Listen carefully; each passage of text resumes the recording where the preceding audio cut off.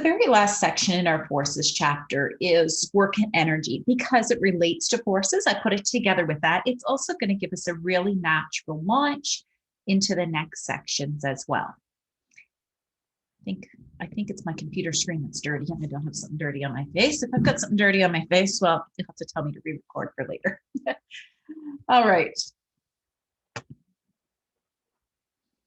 So this section, I found this cartoon just the other day and I thought you folks would probably enjoy it much better than some of the other, especially once we finish this section.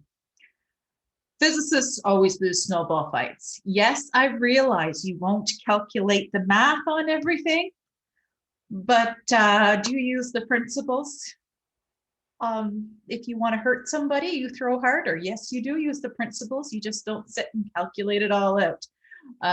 But I got a chuckle out of this one because usually about this point in the course, that's how everybody feels, is these big long equations. You get the sines and the cosines and your masses, your gravities, your change in heights and your angles. And by the time you got it all figured out, you go, the job would have been done before I got this calculated anyway.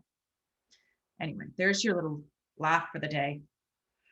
Hopefully you enjoy the cartoon as much as I did. And if you happen to find a good one, I've had a few people send me some really good dumb math jokes. Go ahead. I love getting those random things. We used to get them shared in class, but I don't see you guys anymore. All right, so today I'm going to talk about the physics concept of work.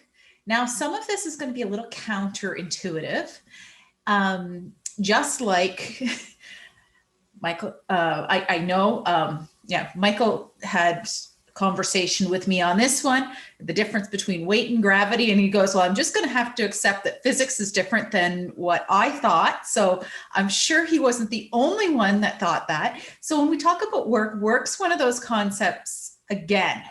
So just giving you a heads up, it's one of those kind of counterintuitive things that you might look at it and go, okay, so why is work so specific? So we're going to work in the physics concept. We're going to kind of ignore some of the real life concept of work, okay? We're going to work in a very specific scenario.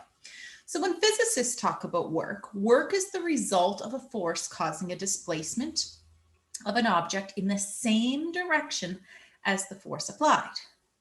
So it's a force that causes an object to move a particular distance.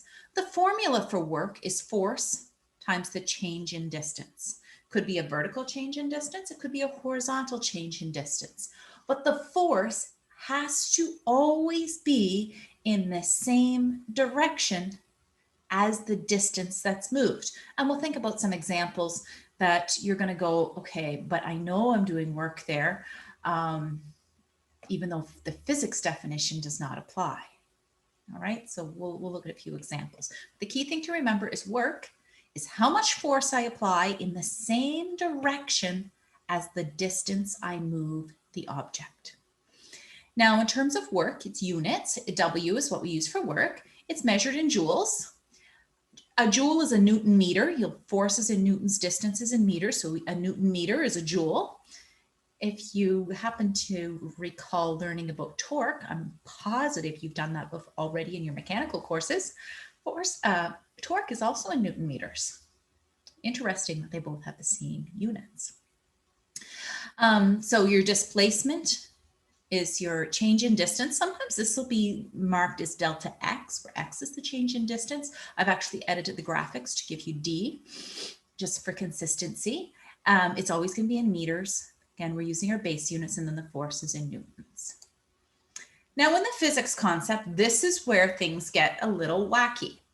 This is the part that's counterintuitive. What is work done in physics? Okay, pushing an object a certain distance, like the figure below. Pushing the object a certain distance is work. That is work being done.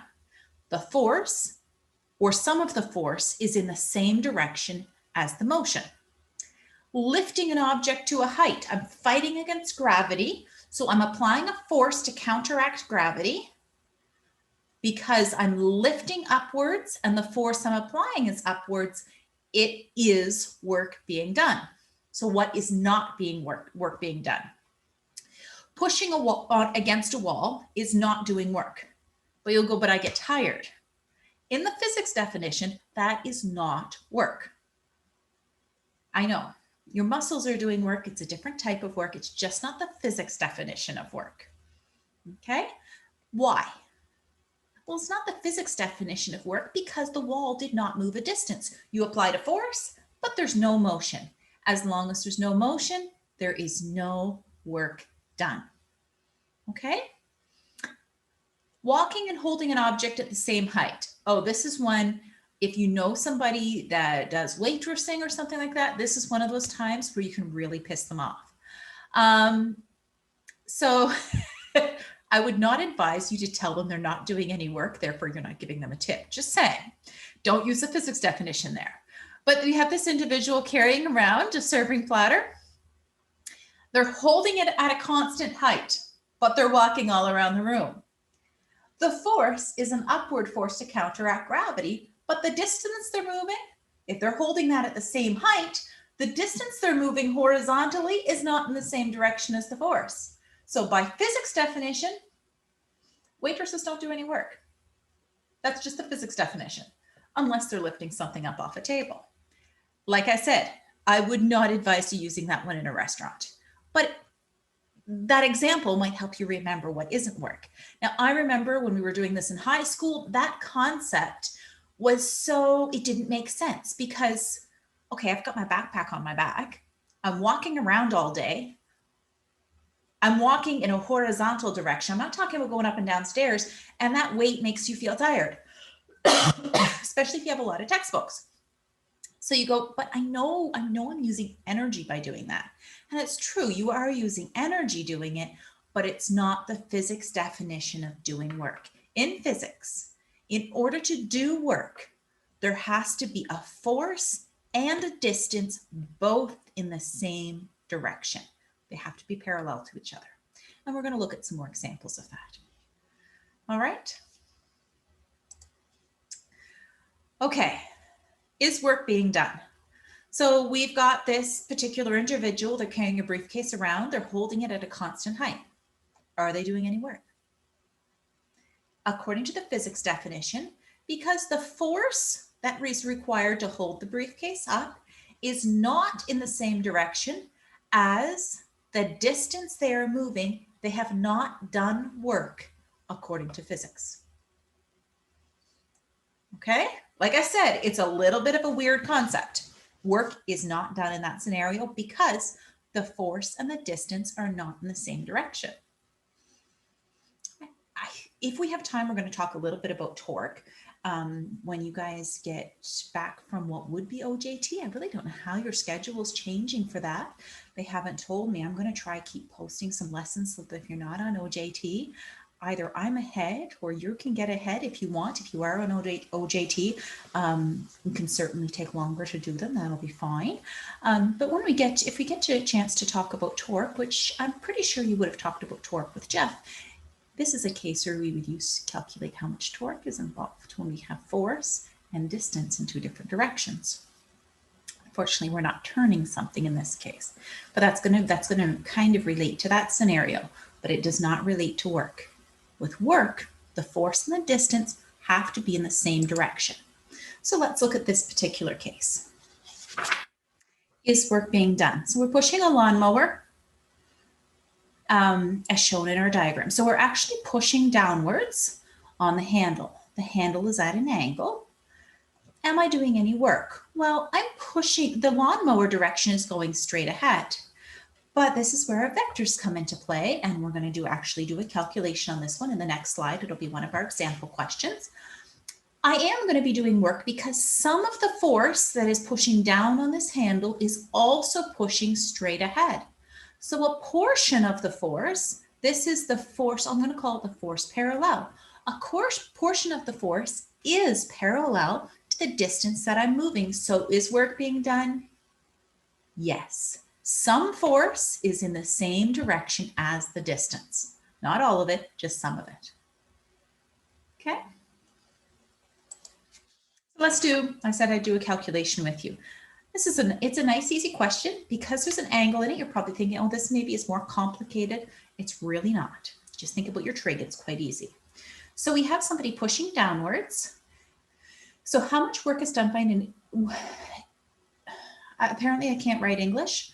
How much work is done when, let's put that in there, an individual pushes a lawnmower with an applied force of 115 newtons. I'm going to put that in here, 115 newtons around their yard for a total distance of 1.5 kilometers.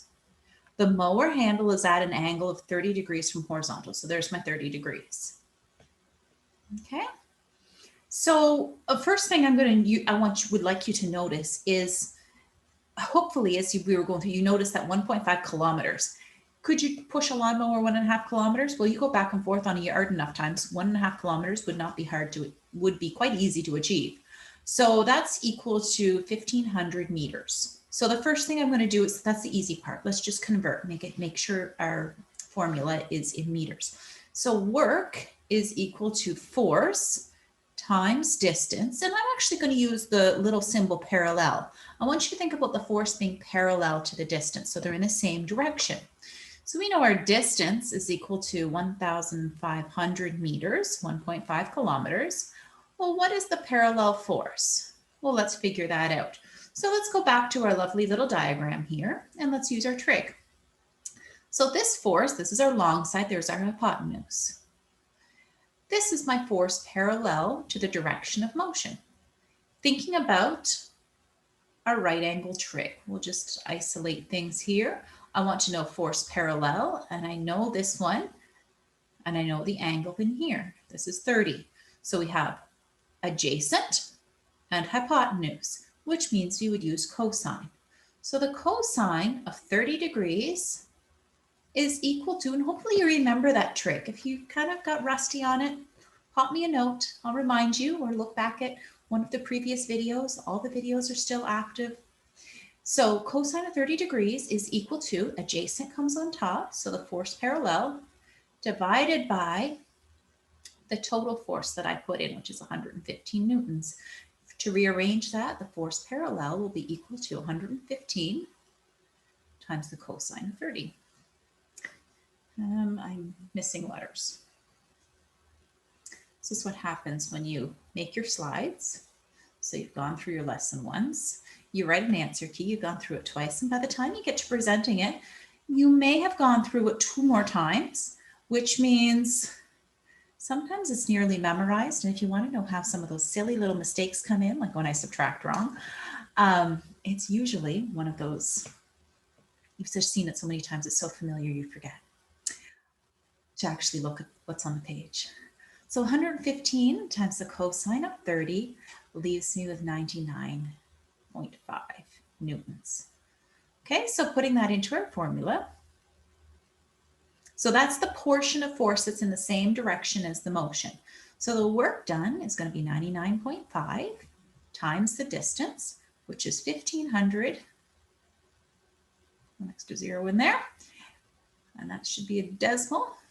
Hopefully, there, make that a little clearer.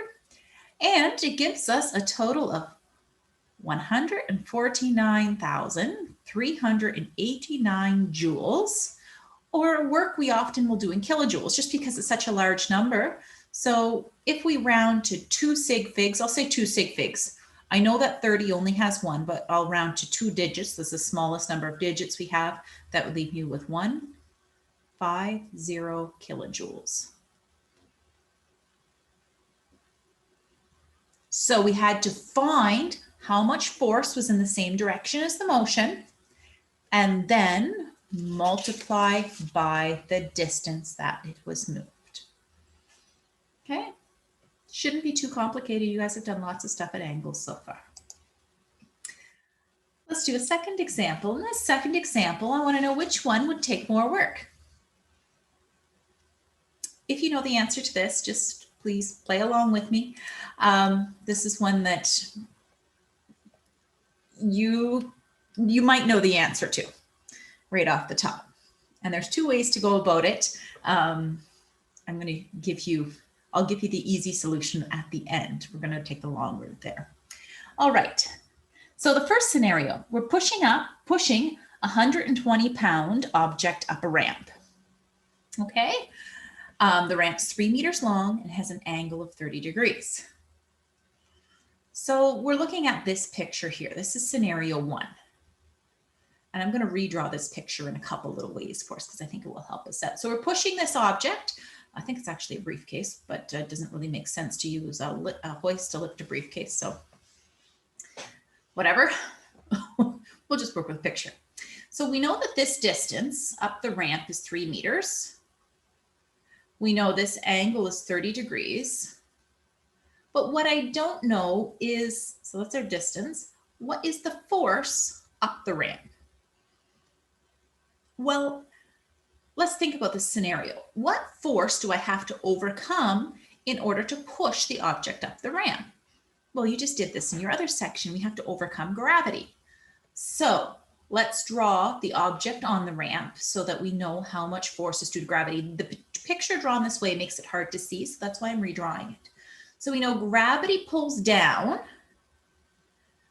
Some of the gravity holds it to the ramp, and then some of the gravity is down the ramp. So this is our force parallel. This is my force perpendicular.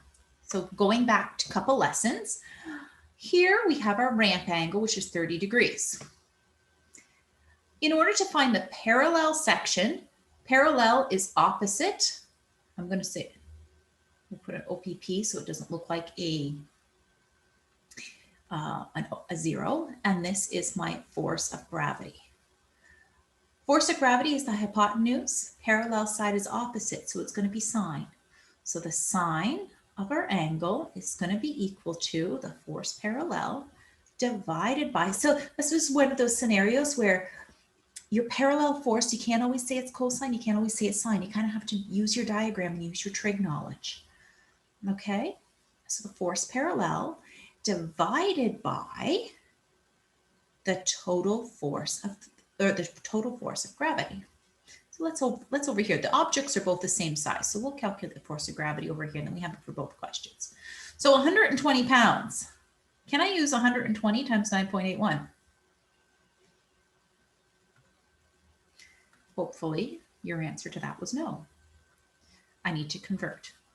So 120 pounds divided by 2.2 is equal to, and that's a conversion that I guess I've got memorized because my husband quotes it so many times. He's always converting between pounds and kgs because, oops, that's supposed to be 55, not 5.5, because he works in a waste, I think I told you before, he works in wastewater, and all of their books are from the US, and a lot of their stats come from the US, so they deal with pounds all the time, but when they report to the government, they always have to convert everything to kilograms, so he's always quoting the kilogram to pound conversion when he's going through math questions out loud, trying to study for his next block level. So 2.2 pounds in a kilogram. So now that we have kilograms, we can find the force of gravity. So 55 times 9.81. That will give us how many newtons? And that gives us 535 newtons. Okay, so that's our force of gravity. So now we could put that in here, and that'll let us find our parallel force. So the sine of 30 is equal to the parallel force is what we're looking for. The force of gravity is 535. And I'm going to just do a quick rearrange here. I'm going to run out of space, I think, by the look of it, but we'll deal with that when we get there. So the force parallel is equal to 535 times the sine of 30, which is equal to, find it on my page, 267.5 newtons. Now I can find work. The amount of work done is our force parallel times distance, which is equal to 267.5 times our distance of 3 meters, which will give us the amount of work done is 802.5 joules. Okay, so that's for scenario one. I'm pushing it up a ramp. The amount of work I've done to push it up the ramp is 802.5 joules.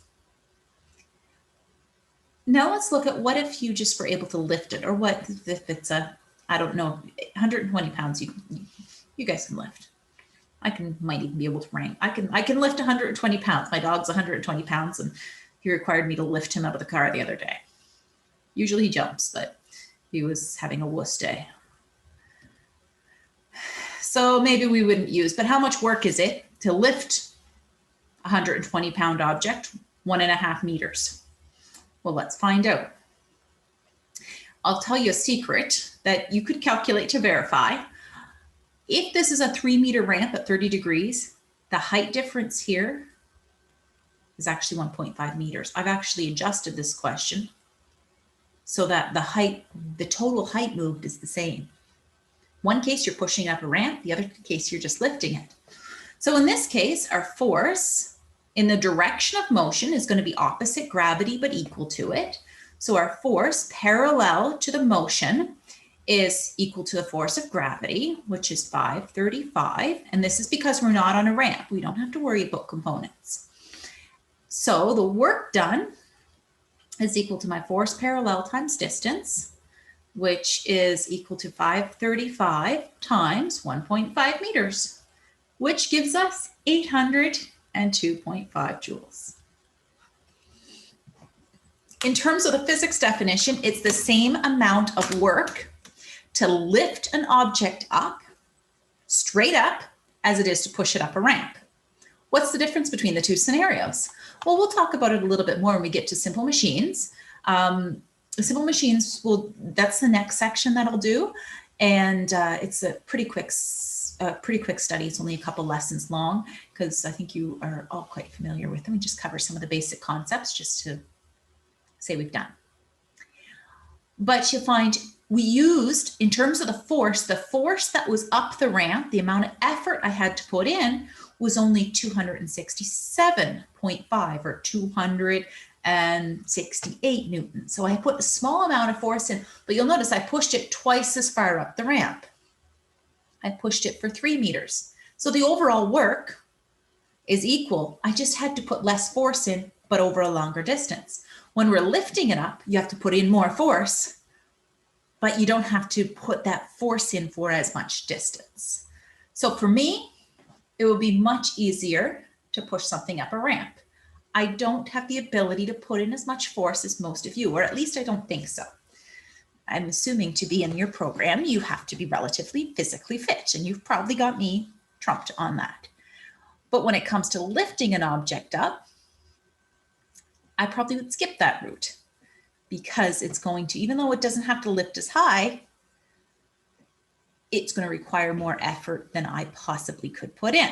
In this case, I'd be safe. I could do either or, but I can tell you for a fact, it's much easier to do the first one than it is the second if you're just thinking about force and effort. Regardless, you've done the same amount of work. And part of the reason why you've done the same amount of work is you've moved at a height. And what you've really done is if you do force times the height, overall height change in the ramp, it's equal to just lifting the object straight up. So we'll look at that a little bit more when we get to our simple machines, but that kind of gives you a heads up as to why. Make sense? Hopefully not too complicated, hopefully not too dry.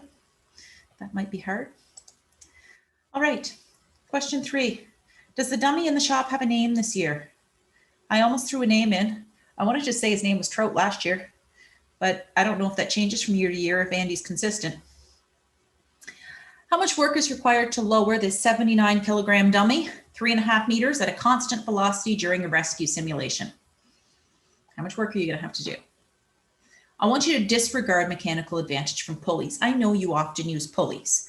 We're going to save the mechanical advantage from pulleys until simple machines. It's our next section. We'll throw that in there, but we're going to take that complexity out. So if you had no mechanical advantage, if you weren't using a pulley, there is one kind of a pulley that doesn't even give you mechanical advantage, but how much work would you have to put in?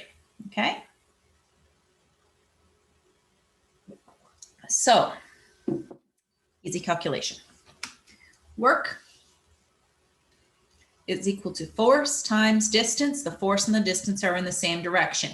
So the force, well, gravity is pulling him down. So that means the force applied must be up.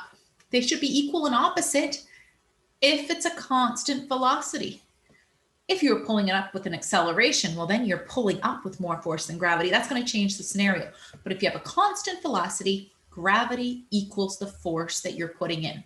So what is the force of gravity?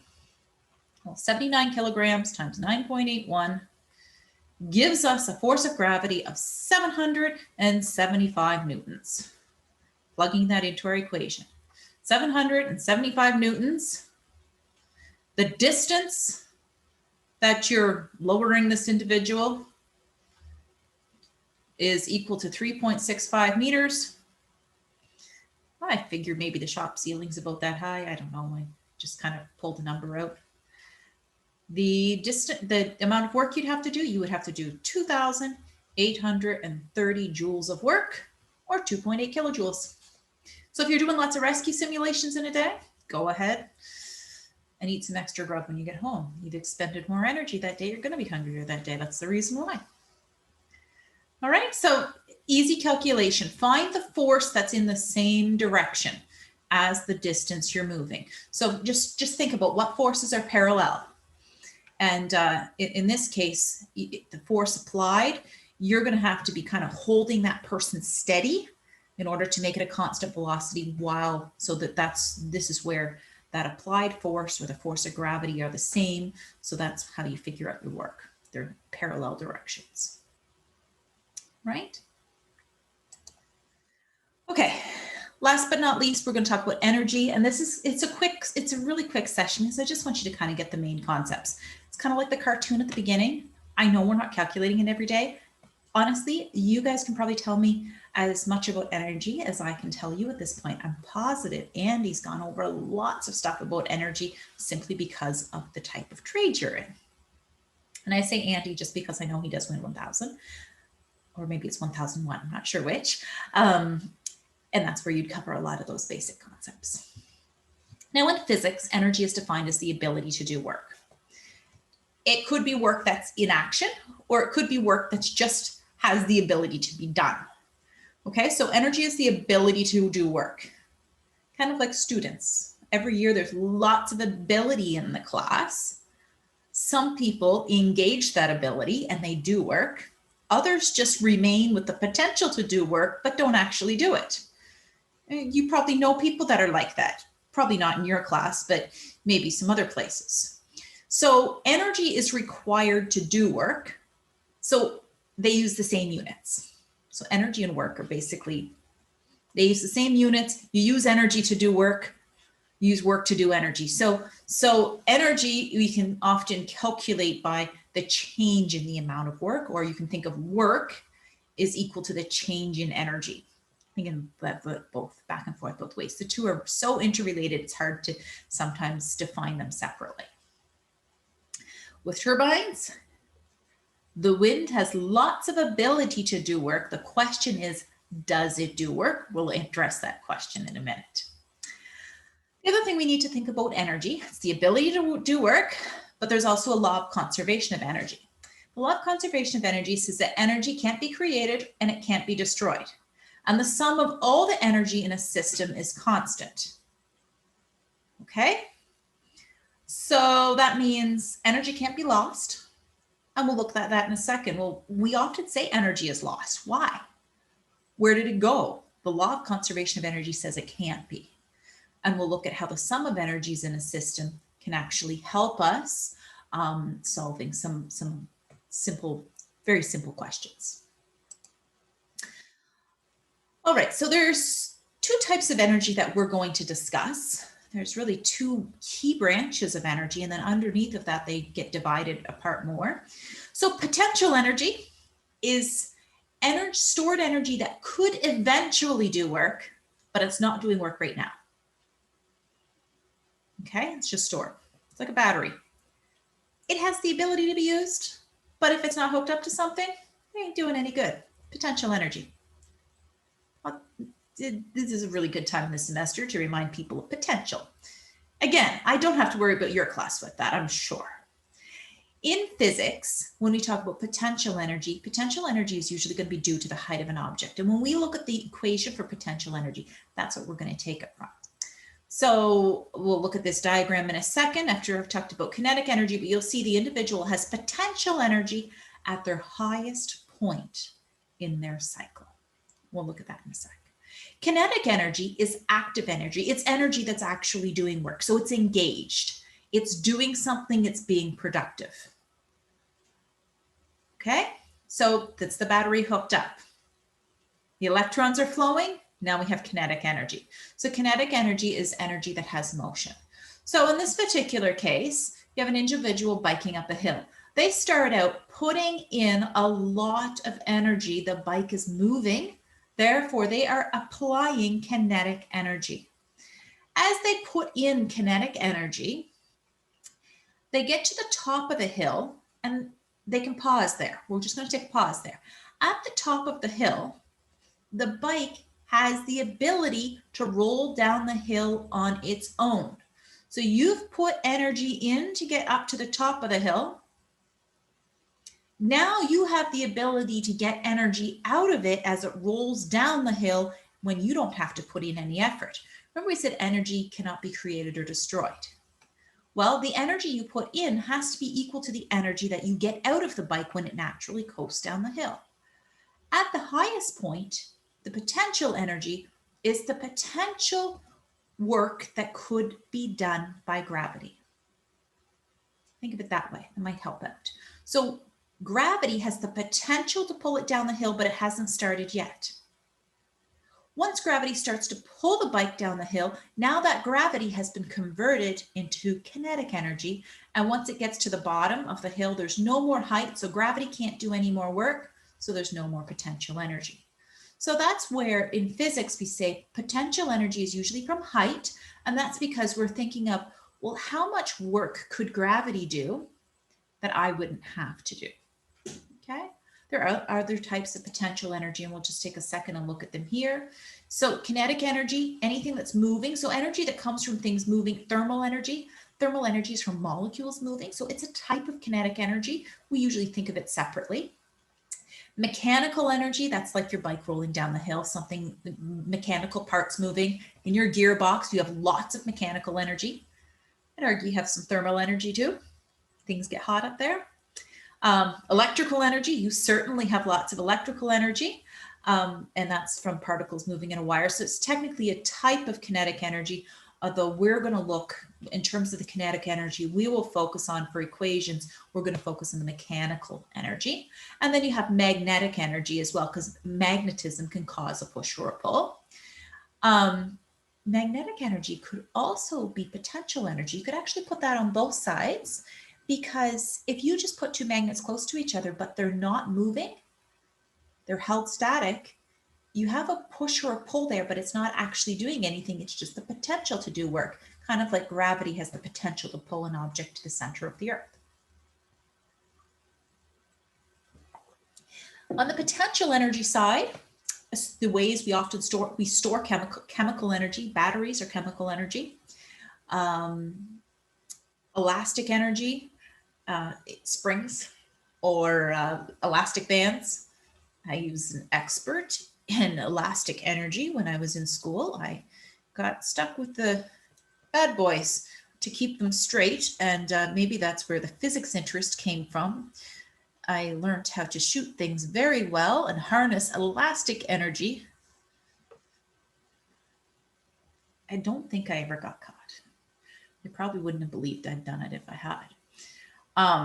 There is an example of elastic energy. The advantages of not being in a classroom is you guys can't test it to get back at me. They say what goes around comes around, but so far I'm okay. And then nuclear energy, good examples of that. We won't look at that. And then we can have gravitational energy. That's the other one we will look at. They're the simplest forms, easiest ones to calculate. We can easily do it in a single lesson. Sound energy and light energy are a couple of different things, ways we can experience energy. If you hear sound or you see light, you know there's energy there as well. And it's kind of, it can't do work. and it's not actually moving. It's kind of a category of its own. I guess you could call sound. It would take quantum physics to categorize sound and light energy. We don't want to go there. We just don't want to go there. All right. So quick think and apply. This is a nice, easy fill in the blank. A turbine is break during a storm. Okay. So things don't get out of control. The wind is a source of what kind of energy? Is it potential or is it kinetic? Is the wind causing motion? No. Because the wind is not causing motion, it has the potential to do work, but it's not doing it. So it's a source of potential energy. So think of it like a stored energy. It's there and available to do work if you could only let the brake go. Okay. And I know maybe I'm stretching the definition a little bit to put it that way, but I think maybe it helps give you a visual. The wind is there. It's there and it's ready to do work on that turbine, but because the turbine is braked, it's just the potential to do work. Does the wind do work on the turbine? No, it's not really stored. So that's why I say maybe potential is the wrong word. But I think of it as it's the potential to do work if only that brake was let go. What about when a turbine's moving freely? Well, the wind is now causes motion, so it's a source of kinetic energy. Does the wind do work on the turbine? Yes. How do we know it does work on the turbine? Because it causes a change in motion. So work comes from a change in energy. If there's a change in motion, or if motion is occurring, we know work is being done. If we just have stored energy or the potential energy, no work is being done. The ability to do work is there, but it's not actually happening. Okay, so I give you a kind of an example of how to think between the two. Hopefully, if you have questions about it, let me know. All right, I like think and apply questions because they're kind of more discussion type scenarios. So the kind of things you actually maybe think about when you're doing something. If energy is neither created or destroyed, why is energy transfer in a turbine never 100%? You should know the answer to this one. We say energy is lost. Okay, so if the energy is lost, where did it go? I grabbed this thermal image of a turbine, and it's just a partial picture. You'll notice right here, this red equals heat. If there is heat, we have had some of the energy transferred into heat. So we don't get all electrical energy. We have the energy, our kinetic energy, going into this turbine, so kinetic energy caused by the wind, and it gets converted. Some of it's converted to electrical, but some of it's also converted to heat. Some of it gets converted to sound. And we could probably add a couple others to our list. Those are the key ones. Heat and sound are the two things that happen. Heat is a huge energy loss. Anytime you have heat, sound, you don't lose much energy from. So it's almost negligible. But because things heat up, quite a bit of energy can be lost due to heat. So this is where if you are 80% efficient, maybe we have 80% of the energy, kinetic energy, the energy due to motion, being converted to electrical energy, and then heat caused by friction and sound would be the other 20%, and then that adds up to our full 100. So it's true, energy is never lost. It's just converted into unusable forms of energy. If we could harness the energy created by the friction, that heat energy, we could make things more productive. But to the best of my knowledge, they don't. There's actually advantages, though, to using thermal imaging. And I don't know if you talk about thermal imaging much in your courses. I know Andy talks about thermodynamics, and we're going to talk about it a little bit. But these images where they use IR imaging to pick up hotspots, they can use them to, from the ground, do analysis or inside the box, do analysis to figure out, are there spots that are unnecessarily hot, to know whether they need to check for maintenance earlier or not. Now, there's some controversy over some of those things, but they're working more and more at figuring out diagnostic tools you can use from the ground, because if we can reduce climbing time, we can reduce injury, we can make things more productive. And if you can catch preventative maintenance before things actually break by looking for patterns like heat, vibration is another one that gets looked at. You can actually really use that to your advantage. So to be honest, the fact that sometimes energy is lost as heat is not necessarily bad, because that heat can show you friction losses, which allows you to correct and repair for mechanical issues. So sometimes we can use the outcomes of energy loss to help us diagnose what's going on. Anyway, even for the electrical energy, it creates heat as well. We have those electrons moving in wires get hot, that kind of thing. So you can't minimize all loss of all heat that's generated, but you can minimize heat that's caused by friction using lubricants and all that kind of stuff. Anyway, pretty basic stuff. Hopefully I haven't complicated anything and maybe gave you something to think about. All right, so just a couple equations we'll look at very, very quickly. So this equation for gravitational potential energy. So gravitational energy, in order to calculate it, it's equal to the mass times gravity times height. Now, if you stop and think for a second, gravitational potential energy is caused by a change in height. So let's say I have an object above the ground, okay? We want to know what's the potential energy it has. So this object is sitting on a cliff. What's the potential energy? The potential energy is the force of gravity times the distance above the ground the object is. So it's really the work that could be done by gravity. Mass times gravity is the force of gravity. H, or height difference, is equal to distance. You'll notice this is the work formula. It's exactly the same formula. You're just thinking about it with gravity. And when we think about what's the work that could be done by gravity, we often think about the potential energy formula. So potential energy is mgh. I've done physics for way longer than sometimes I want to admit. And to be honest, it was just a couple of years ago, we were going through this with one of the classes, and I guess I never clicked. Sometimes when you keep everything compartmentalized, you don't necessarily bridge different units together. And we were going through our work and energy in a single class, and somebody said, oh, that's exactly the same formula as work. And I'm like, well, yeah, it is. I just never thought of it that way.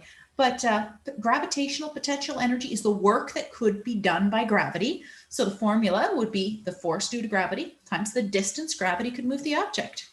So if you want to think about this, really not a new equation, it's really an old equation. Kinetic energy, on the other hand, requires a new equation. And it's a simple equation. It's half mass times the velocity of the object squared, 1/2 mv squared. Mass is in kilograms, velocity is in meters per second. Okay. So what's the energy due to motion? That's why it has motion in it. Now a quick example question, just to do a quick calculation. So a 75 kg individual has a 1.8 meter harness tether. What's the difference in gravitational potential energy when they fall the length of the tether? So let's say, so the individual is up here working on a platform. They've got a tether on, they fall. And now, this looks like hangman, but it's not supposed to be. It's supposed to be attached to a harness. I just am not an exceptional artist. So now they're hanging. They have fallen the length of their tether, which is 1.8 meters. And I want to know, okay, from their position at the top, so from position 1 to position 2, what's the change in gravitational potential energy? Well, the change in the amount of gravitational energy is going to be what's the difference in energy that gravity give if something changes 1.8 meters. So the energy that would be lost as this person drops, that is going to be the gravitational potential energy difference. So in order to calculate this one, gravity, so the energy due to gravity is mgh. So they are 75 kgs. Gravity is 9.81. And they fall 1.8 meters. Okay. Plugging that into our calculator, their change in potential energy is 1,324 joules. Okay. Now, what's the maximum speed? What would their velocity be? Just as they reach the bottom of the tether? Well, we know the change in potential energy, so energy can't be created or destroyed. So if the potential energy decreases by this much because the height changed that much, then the kinetic energy must have increased by that. They weren't moving up here, suddenly they're moving at the bottom of their tether. So what's their speed at the bottom of the tether? We can figure it out. So the kinetic energy at the bottom is going to be equal to the gravitational to potential energy, which is 1,324 joules. So whatever was lost by one form of energy is gained in the other. Now we can use our equation. And the equation is 1/2 mv squared. So just putting numbers in, 1324 equals 1/2 75 times v squared. 1324 is equal to half of 75. Will leave us with 37.5 times v squared.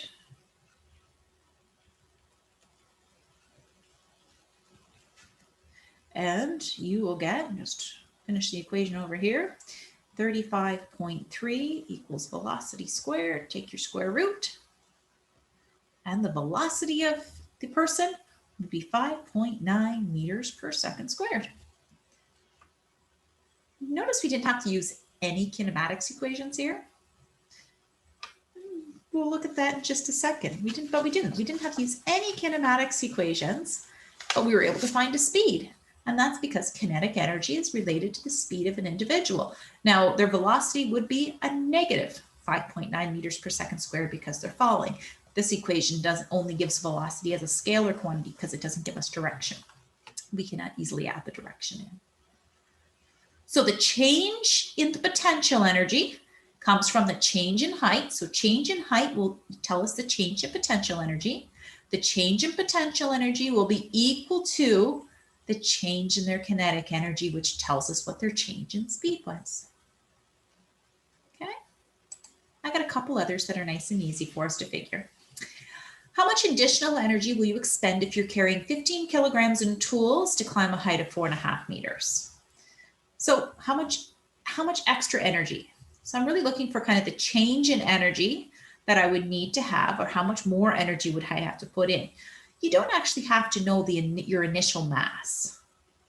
You just know you're carrying 15 kilograms of tools. How much energy does it take for those 15 kilograms? It's going to take energy to move you too, but I just want to know the extra energy for carrying the tools.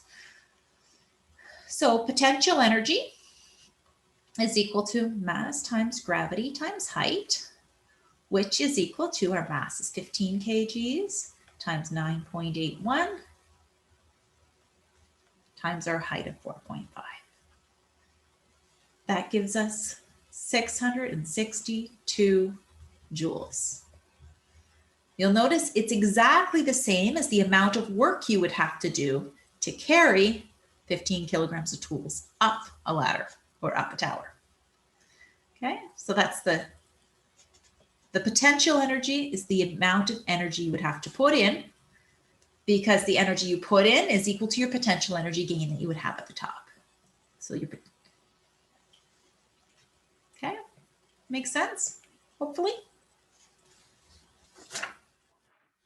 And two more slides, pretty quick slides, I think.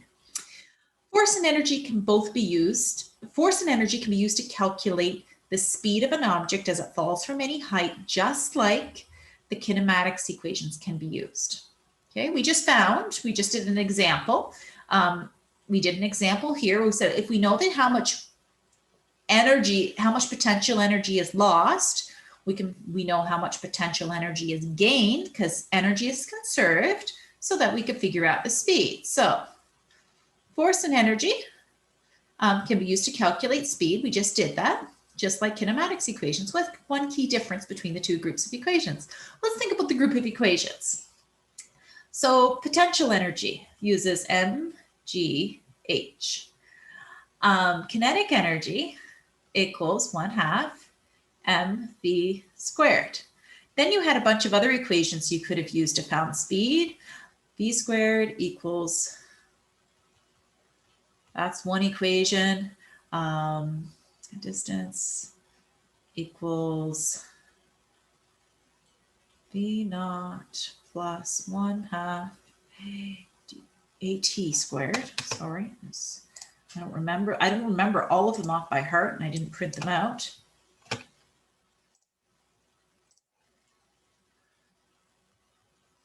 And then we have acceleration is v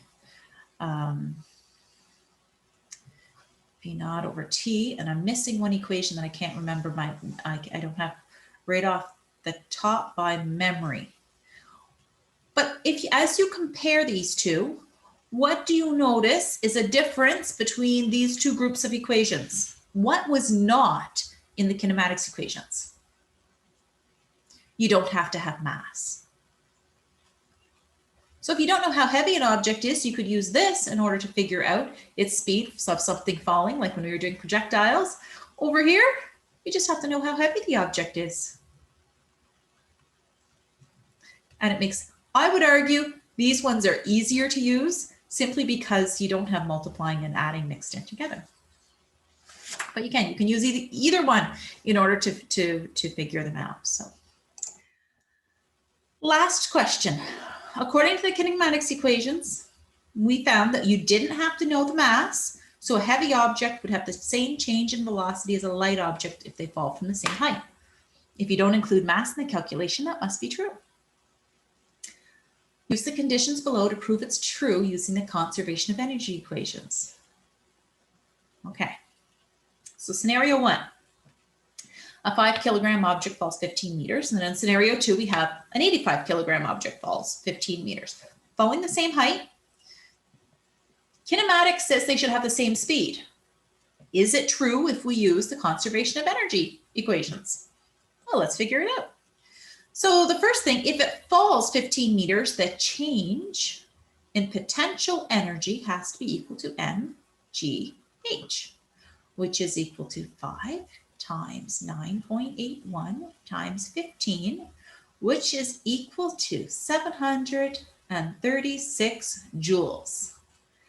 The change in potential energy has to be equal to the change in kinetic energy. That little triangle just means change. It saves me a whole lot of letters. Which is equal to 736 joules. We now know an equation for kinetic energy. 736 is equal to 1/2 mv squared.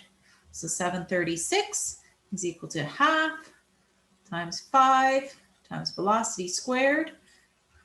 I'm going to take a shortcut. 1/2 times 35 is 2.5. So I'm going to divide both sides by 2.5. That cancels those two out. So we get 294.4 is equal to velocity squared.